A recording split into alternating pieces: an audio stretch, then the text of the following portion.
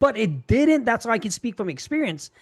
Isolation, being on top, saying it's lonely and stuff doesn't make it any better, because at the end of the day, you need to share things with so many stuff, and then mentally and emotionally you turn into a different person. You become more jaded, more rocky, because you think your shit doesn't stink, right? Because at the same time, isolation, getting out of isolation, is not just physical, it's also mental and emotional.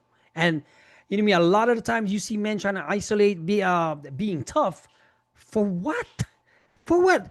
Like I said, the older you get, the better, the more you start to realize that all the materialistic stuff, all this other stuff, yeah, money, you gotta have money, you gotta have certain things, you gotta do this, but you can't take that shit with you unless you leave it to a legacy with your kids, and they would rather have information now, because the information you give them, the way to develop, the way to treat, say, your next generation, like my kids will the door open up for a lady, because that's what I've been taught. This is what I'm teaching them.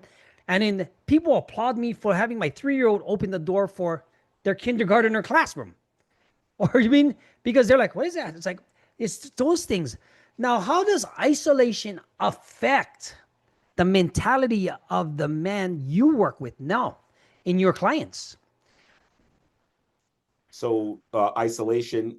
So what ends up happening is there's a lot of rumination that takes place, right? You become your own echo chamber. It's usually never Yeah, good. yeah, yeah. I've yet to see it good, right?